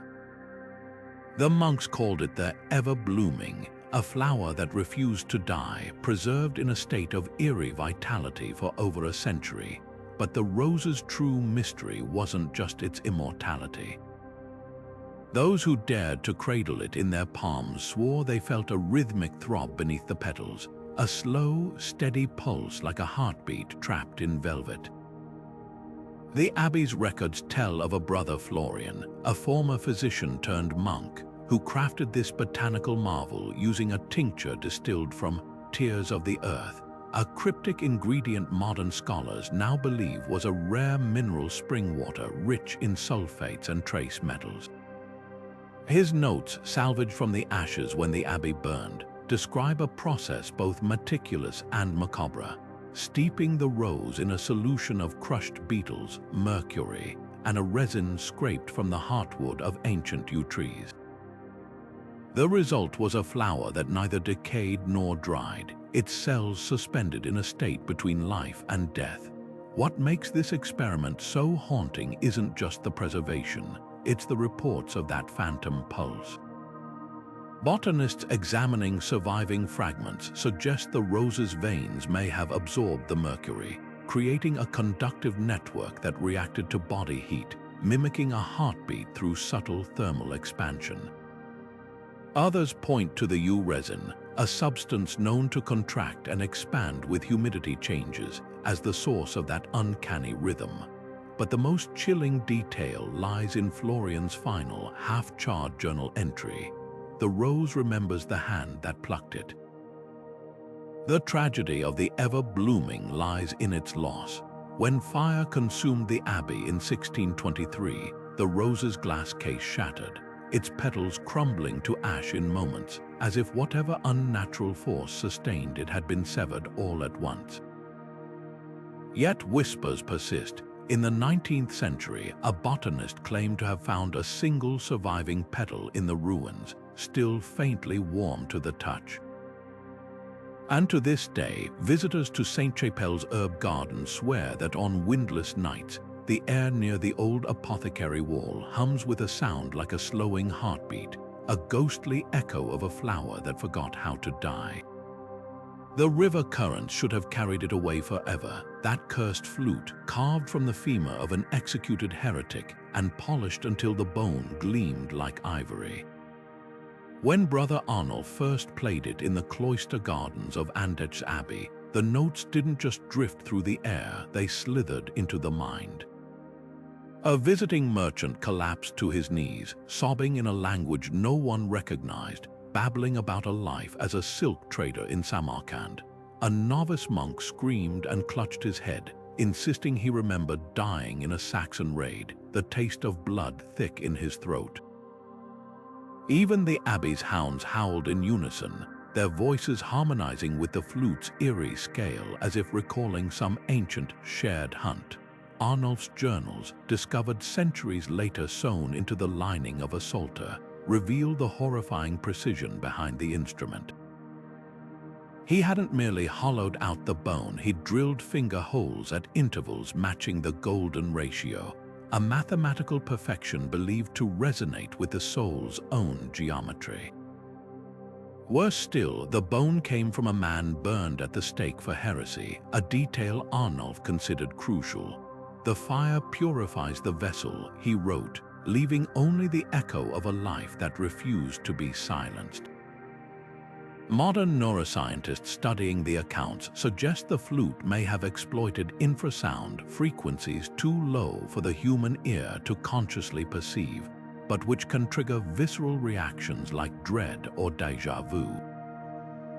The bone's density, combined with the precise placement of the finger holes, could have produced these subsonic vibrations. As for the memories, psychologists point to the power of auditory-triggered dissociation, where certain tones unlock buried fragments of stories overheard in childhood or half-remembered dreams. But the darkest clue lies in those hidden flute fragments. When conservators peeled back the Psalter's pages in 2014, they found slivers of bone carefully arranged to form musical notation, a melody that, when reconstructed, matched no known medieval composition. Laboratory analysis revealed something even stranger. The bone fragments vibrated faintly when exposed to specific frequencies, as if still straining to sing. The Abbey's final record of the flute is typically grim. Broken with a blacksmith's hammer, its pieces scattered into the Amper River. Yet locals still tell of foggy mornings when the riverbanks hum with a tune no one can place, a melody that lingers just long enough to make you wonder if you've heard it somewhere before, in a life you can't quite remember. Beneath the vaulted arches of Klosterneuburg Abbey, where sunlight painted jeweled patterns across ancient stone, an impossible timepiece stood defiant against the night. Brother Ansgar's black sundial wasn't carved from ordinary marble. Its face was a slab of rare hackmanite, a mineral that glowed faintly blue after absorbing daylight. By day, it functioned like any sundial, its gnomon casting shadows across meticulously etched hour lines.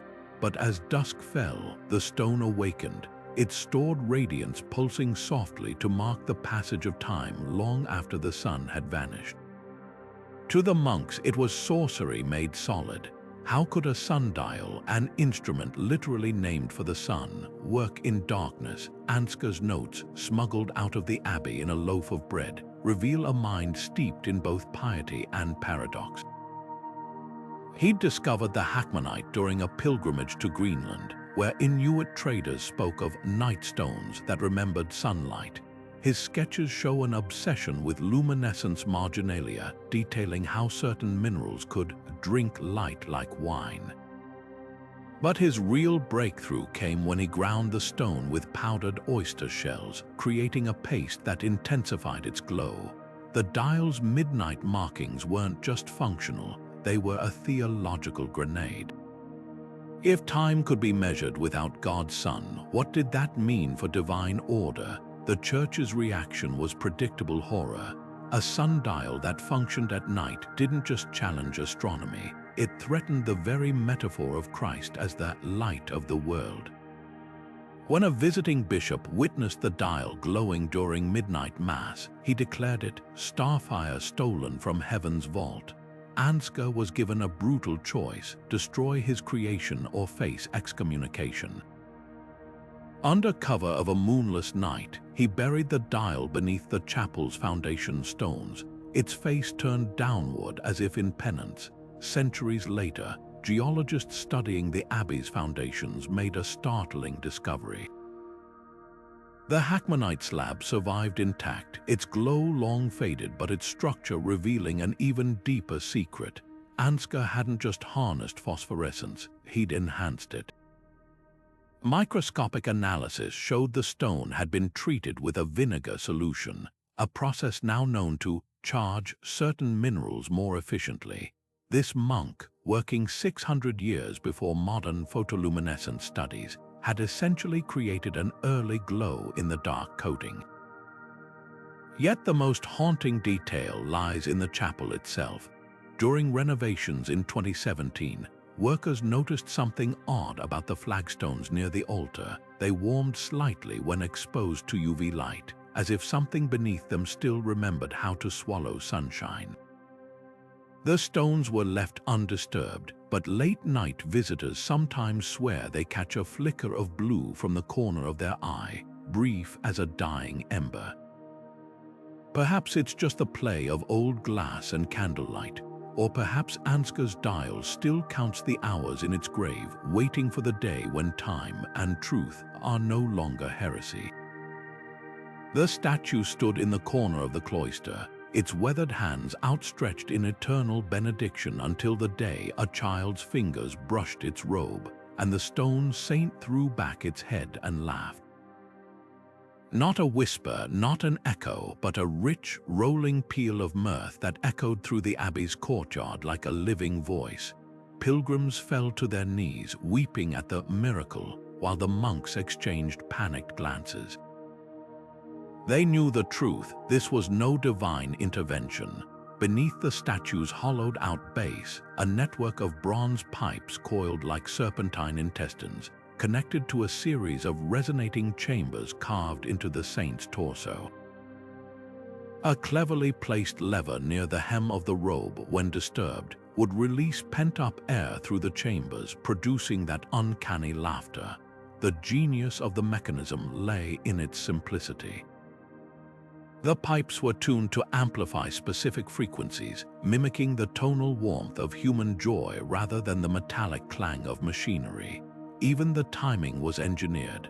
The laughter began low and built to a crescendo, just like genuine amusement. But when pilgrims started leaving offerings at the statue's feet, convinced it held the spirit of a jovial saint, the abbey's leadership acted swiftly. The laughing statue wasn't just dismantled. Its components were scattered across 3 different monasteries, and the craftsman behind it, a monk with a talent for acoustics named Brother Reynard, was sent to a remote hermitage in penance. What makes this experiment so fascinating isn't just the deception, it's the psychological precision behind it. Reynard's sketches, discovered centuries later in a wine cellar, show calculations for emotional resonance, noting how certain pitches triggered feelings of awe or comfort. He'd essentially reverse-engineered the acoustics of wonder, weaponizing sound to manipulate faith. Yet the real tragedy lies in why he built it. Marginalia in his journal reveals a sardonic wit. If men will laugh at holiness, let holiness laugh back. Some scholars argue the statue was a satire, a commentary on the church's growing spectacle culture. Others believe Reynard genuinely sought to bring joy to a world weary of Stoic piety. The statue's legacy lingers in unexpected ways. Modern ventriloquists cite it as an early example of vocal misdirection, while neuroscientists studying the laughter effect note how even mechanical mirth can trigger dopamine release in listeners. As for the saint's original stone face, it was recarved into a more solemn visage and placed back on its pedestal, though visitors still swear that on windy nights, if you press your ear to the base, you can hear the faintest ghost of a chuckle rattling through the empty spaces where the pipes once lay. A reminder that even the most carefully buried secrets have a way of finding their voice again. The Inkwell sat innocently on the scriptorium desk, a simple clay vessel no different from 100 others, until the moment Brother Raymond noticed the impossible. He'd dipped his quill at dawn, scratching away at vellum until his fingers cramped. Yet when he reached to refill his pen at midday, the ink level hadn't dropped. Not by a single drop. By vespers, after copying 3 entire psalms, the dark liquid still lapped at the same precise line on the well's interior, as if an unseen hand kept replenishing it from below. Raymond's design, later found scrawled in the margins of a book of hours, reveals a mind dancing between devotion and defiance. The secret wasn't magic, it was physics. He'd carved microscopic channels into the clay's porous interior, creating a network of capillaries that drew ink upward from a hidden reservoir in the base. A thin layer of beeswax prevented evaporation, while a precisely balanced air vent maintained pressure. To medieval eyes, it seemed like witchcraft. In reality, it was an early example of passive fluid dynamics, anticipating principles that wouldn't be formally described until the 1800s. The backlash was swift and brutal. When the abbey's prior witnessed the Inkwell in action, he accused Raymond of stealing from God's own abundance, arguing that only divine providence could make something from nothing. The scribe's protests about nature's hidden generosity fell on deaf ears. Under threat of excommunication, he publicly smashed the vessel with a mallet, but not before secreting away the plans in the most ingenious hiding place imaginable. Using his endless ink, he meticulously transcribed the mechanism's details into the decorative flourishes of an illuminated Bible, disguising measurements as vine tendrils and reservoir diagrams as the folds of saints' robes. Centuries later, conservationists studying that very Bible noticed something peculiar. The pigment in certain marginal illustrations contained unusually high iron levels, suggesting Raymond had altered the ink's recipe to preserve his notes. Even more telling, the vine motif along Psalm 72's border forms a perfect cross-section of his capillary system when viewed under magnification. Modern engineers who reconstructed the design confirmed its efficacy.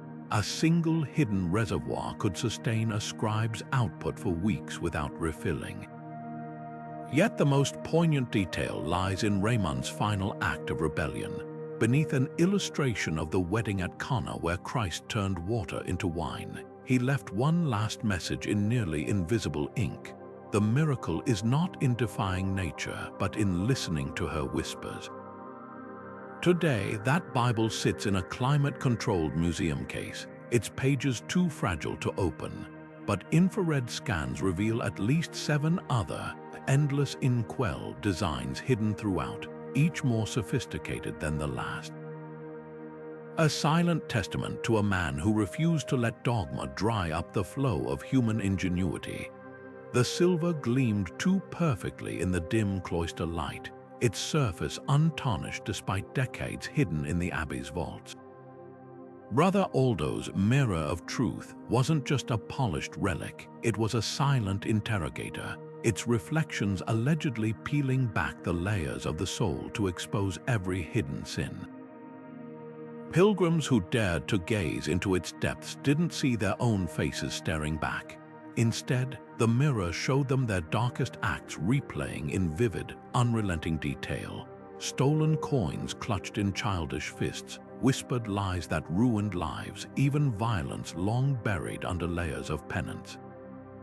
The effect was immediate and visceral. One merchant reportedly collapsed, clawing at his own eyes after witnessing a forgotten betrayal from his youth. A noblewoman fled the abbey screaming that the mirror had shown her strangling a rival, a crime she swore she'd never committed. What made this mirror so unnerving wasn't just its alleged power, it was the consistency of the visions. Aldo's fragmented notes, discovered centuries later behind a choir stall, suggest he'd treated the silver with a mixture of mercury and crushed belladonna, creating a subtly reflective surface that distorted light in precise ways. Modern opticians theorize the combination acted like a crude hallucinogen, exploiting the brain's tendency to fill in visual gaps with personal memories. The real horror, though, lay in the mirror's aftermath. Those who looked into it didn't just see their sins, they relived them, their bodies reacting as if the events were unfolding anew. A repentant thief died of a heart attack, his final words describing the phantom weight of stolen jewels burning his palms. The church's response was predictably severe. After 7 viewers descended into madness, one insisting the mirror had shown him future transgressions he hadn't yet committed, the abbot ordered it sealed behind a lead shroud and immured in the chapel's thickest wall. But here's the chilling twist. When archaeologists rediscovered the niche in 1989, the mirror was gone. Only the lead wrapping remained, its interior scored with deep, frantic scratches. Had someone smuggled it out centuries ago, or did the mirror, as the abbey's oldest records ominously suggest, simply refuse to be buried? Today, the empty niche bears a single warning carved in Lombardic script: "He who seeks truth must first endure its weight." Visitors sometimes swear they catch glimpses of movement in the polished stone, nearby flickers of faces not their own, gone before they can focus. The monks insist it's just candlelight. But in a place where silver once showed sins too heavy to bear, some reflections, it seems, refuse to stay buried. Deep beneath the ruins of Monte Cassino Abbey, where the air hangs thick with the scent of crumbling parchment and damp earth, lies a chamber that should never have been found. Its existence was scrubbed from papal records, its location known only to a handful of cardinals who took the secret to their graves, until an earthquake in 1944 split the abbey's foundations like an overripe fruit, revealing stairs that spiraled into darkness. What explorers found below wasn't just a hidden library. It was a graveyard of knowledge, shelves upon shelves of manuscripts reduced to charcoal husks, their leather bindings fused together by the heat of a purifying fire. The scale of the destruction tells its own story. These weren't random heretical texts, they were meticulously organized, each shelf labeled in iron gall ink with categories that still chill the blood. De Transformation Corporum, on the transformation of bodies; Scientia Infernorum, the science of infernal realms; even Experimenta in Vita Perpetua, experiments in eternal life. The fire had been too efficient, too thorough, except for one stubborn survivor.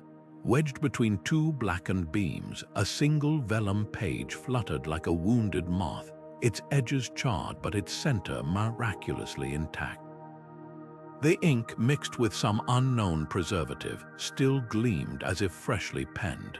What that lone page revealed was more unsettling than any fiction. Diagrams of human dissection showed organs in impossible configurations, hearts with extra chambers, lungs branching like coral, even a sketch of a brain bisected to reveal what looked like minute gears nestled in the cortex. Scrawled alongside them were notes in a frantic, ink-splattered hand. Subject 32 retains motor function despite removal of cerebrum. and the silver solution sustains cognition for 14 days post-mortem. Most chilling of all was the bottom margin, where a different, steadier script had added, "By order of His Holiness, all specimens to be burned. God forgive us." Historians argue over who authored these abominations. Some point to the infamous 13th century surgeon monk Theodoric of Servia.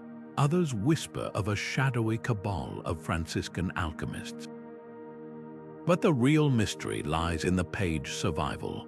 Why this one? Infrared scans reveal traces of an oily residue, likely a mix of beeswax and crushed lapis lazuli, substances medieval scribes believed could ward off evil.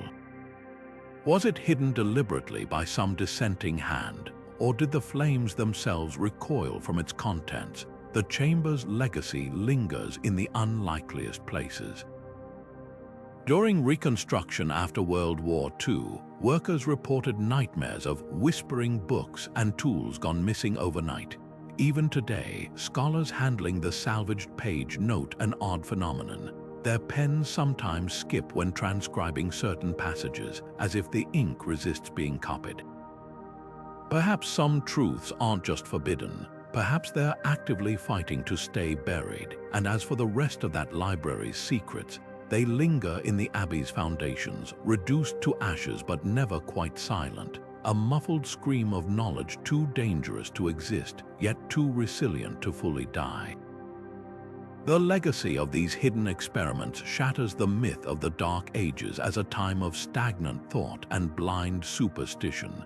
Behind monastery walls, amidst fears of heresy and punishment, pulses of genuine discovery flickered like candle flames in a vault, sometimes snuffed out, but never fully extinguished. What's most remarkable isn't just the ingenuity of these monks and scholars, it's the paradox they embodied. They were devout believers who also dared to question, men of faith who dissected cadavers by moonlight, calculated planetary movements against church doctrine, and even probed the boundaries between life and death. Their work wasn't rebellion for its own sake. It was a testament to the human spirit's relentless drive to understand the world, even when the cost was exile, imprisonment, or worse. Consider the ripple effects of their suppressed discoveries. The alchemists' failed elixirs paved the way for modern chemistry. The blood transfusion experiments, though deadly, hinted at circulatory truths Harvey wouldn't formalize for centuries. Even the singing frescoes and acoustic chambers revealed principles of sound physics that would later shape concert halls and recording studios. These weren't just dead ends, they were blueprints buried before their time. Historians now suspect that if more of these experiments had survived openly, the scientific revolution might have dawned 200 years earlier. Yet the greater mystery lingers in what's still unaccounted for. For every coded manuscript or bricked-up chamber we've uncovered, how many more lie forgotten beneath collapsed abbeys or sealed Vatican vaults? In 2019, infrared scans of a Spanish monastery's walls revealed ghostly traces of erased text mathematical equations that, when reconstructed, aligned with Fibonacci sequences.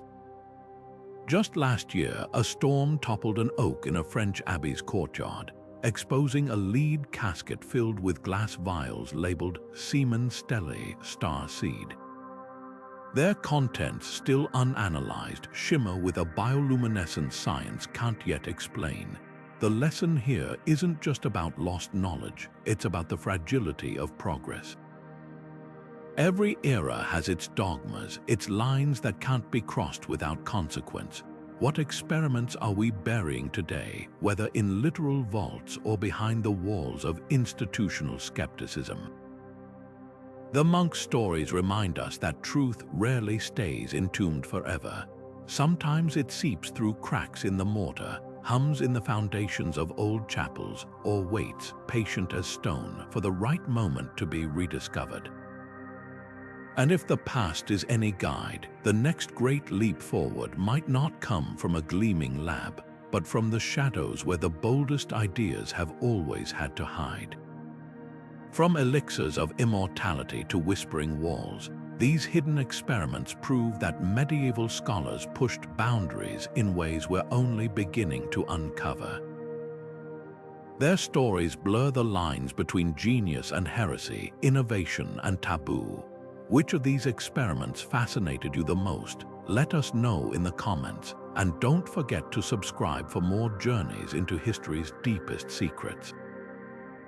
Until next time, keep questioning, keep exploring, and remember, some truths are still waiting in the shadows. Consider this: every time we peel back another layer of history, we're not just uncovering forgotten tools or texts, we're rediscovering the minds that dared to imagine beyond the limits of their time. These monks and scholars weren't just rebels, they were pioneers who worked in the shadows, not because their ideas lacked merit, but because the world wasn't ready for them. The Clockwork confession booth, the Fireproof Ink, the blood transfusions, each was a flicker of brilliance that threatened to ignite a revolution centuries ahead of schedule. And yet, for every experiment we found, how many more were lost to fire, to fear, to the simple passage of time? The real lesson here isn't just about medieval ingenuity, it's about the cost of silencing curiosity. Imagine a world where the black wine's hallucinogenic properties had been studied openly, leading to early breakthroughs in neurology, or where Brother Alcuin's time-bending candles had sparked a renaissance of chronometry. These weren't just dead ends, they were roads not taken, possibilities buried under the weight of dogma, yet hope lingers in the cracks. Modern archaeologists and historians are piecing together these fragments with tools those monks could never have dreamed of: X-rays revealing hidden texts, spectral analysis decoding alchemical recipes, even AI reconstructing burned manuscripts from the faintest traces of ink. Every discovery is a reminder that knowledge, once set in motion, is nearly impossible to erase completely. So the next time you walk past an old church or monastery, look closer. Beneath those weathered stones, behind those stained glass windows, there might still be whispers waiting to be heard, a faint hum of gears, the ghost of a laugh, the echo of a question too bold for its time. History's greatest secrets aren't always hidden in grand tombs or treasure chests. Sometimes they're tucked between the pages of a psalter, or sealed behind a chapel wall, patient as the stars. The past isn't finished speaking. Are you listening?